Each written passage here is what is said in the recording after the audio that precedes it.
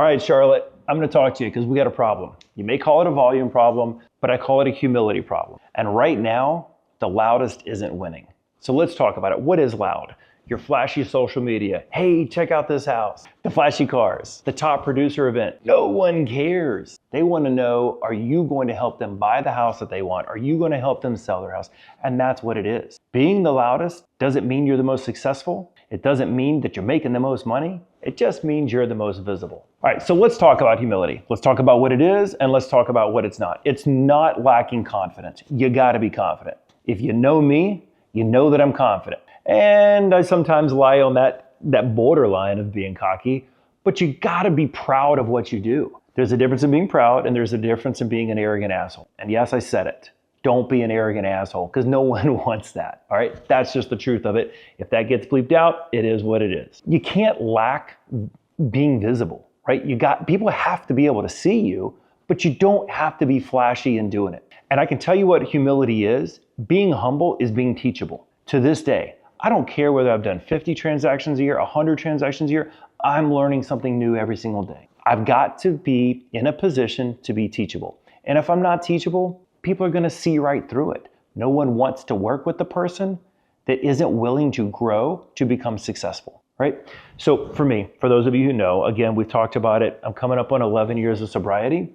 I used to be so boisterous and loud about how proud I was of my sobriety. And yeah, I am proud of it. But as I've grown through that, my humility now is about how I get the opportunity to help others, how I truly have the opportunity to impact other people's lives on a daily basis. And that's no different in real estate. When you get that opportunity to work for a buyer whose credit scores are in the 500s and has had so many other real estate agents push them to the side, and you get their credit score up to 620 just so they can buy that house, that's humility because you know that you've put a lot of time into it and you're probably making minimum wage to get there.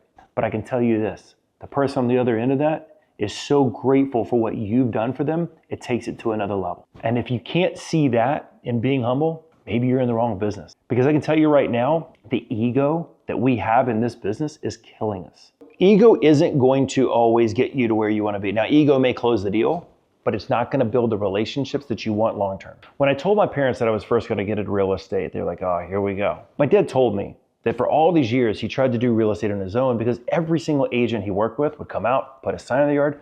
From there, they probably never even saw him again. Never showed up to the closing table, was never there for the inspections, never there really working for them. And if you feel like that you're supposed to be getting paid some commission because you're a real estate agent, you got a long way to go.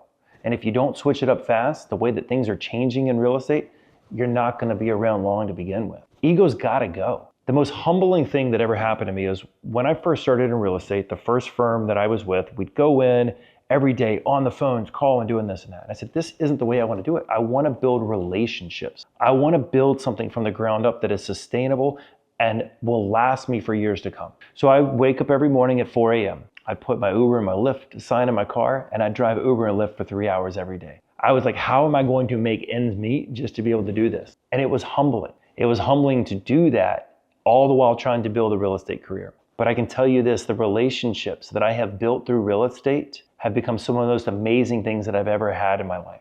Just recently, some of the clients I work with saw that I posted some stuff on social media, and they asked me, say, hey, Doug, are you trying to get new friends? These were actually clients that I met through Zillow, helped them buy a house, and now we go on vacations together.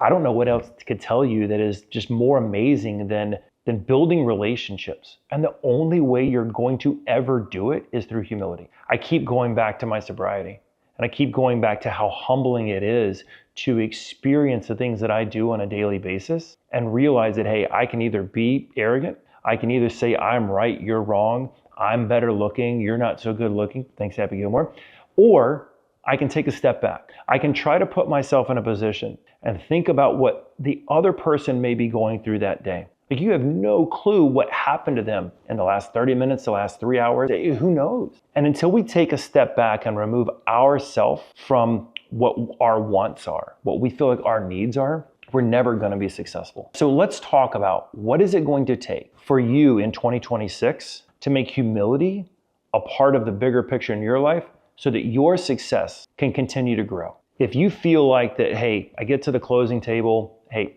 sales done, got a commission, move on, and that's it, you're wrong. It's just the beginning. If you feel like that because you're not getting paid enough for whatever it is you think you do is worth it, you're not going to be successful. What is it going to take for you? If real estate is your profession, what is it going to take for you to build a lifelong relationship so that when the buyer, the seller that you've worked for, something goes wrong, the first thing on their mind isn't maybe their pastor, maybe it's not their lawyer, but it's their real estate agent. And I know that sounds funny, but I'm telling you, if I cannot be one of the first people that's on your mind when you need something, I haven't done my job. And that's my goal, is not just to sell someone a house. It's not just to help them buy a house, but it's to build relationships with people. And fortunately, I've built a pretty good career. And we've made a lot of success and we've done a lot of growth over the last 8 years. But to me, the most enjoyable and the most rewarding part of this is the relationships that I've been able to build with people. I mean, for those of you who know, I can get emotional real quick and shed a tear, which I almost did just a little while ago. But if I can help change someone's life, help put someone in a better financial position so that their lives can change forever, that's what it's all about. I'll give you guys a quick example. One of the first clients that I ever started working with, probably about 7 years ago, his credit score was, I think you get more points for signing your name on the ACT than how high his credit score was, SAT. And I knew it was going to be a battle. And so I helped that individual work and get their credit up. House hit the market, we were able to go out, ended up getting them in a position, they bought the house. Bought the house for $262,500. I remember it like it was yesterday because actually my wife had just given birth to our son and I left her at the hospital to go show this house. Not the most important thing, probably not what you should do, but that's what happened. Through the relationship that I've built with this potential or with this client, they have sent me numerous referrals over the year. This particular client worked for a food company, delivering food. When COVID hit, housing prices went through the market. He was able to get a home equity line on his home. He was able to pull the cash out and buy his own trucks and start his own delivery service. So because of that house, because of what he was able to do financially, he has created a financial future for his family unlike anything else he could have done. And I know that I was a part of that. And it feels so amazing to be able to give that back. Now, I will tell you the 6 or 7 referrals that he sent has been fantastic as well. And the referrals that they've sent and the relationships that we built, went to the most amazing baby shower with one of these people. But I'm telling you, being a part of this is what it is about. If you can find a way to take a step back, you don't have to be loud. You don't have to be in people's faces all the time. You don't have to have the flashy social media. Heck, I don't even know the login and my password for my social media. But I'm telling you, all you have to do is find your story. I talk about that all the time. Find your story that people are going to want to relate to and connect with, because that's really what they're hiring you for. At the end of the day, you can either be someone that opens a door, or gets a key, opens the door, or you can be the person that builds relationships. You can be the person that is the number one person on their mind when they have anything to do financially with a house, their yard. Look, if they need help replacing their sod in the front yard, you better be the first person.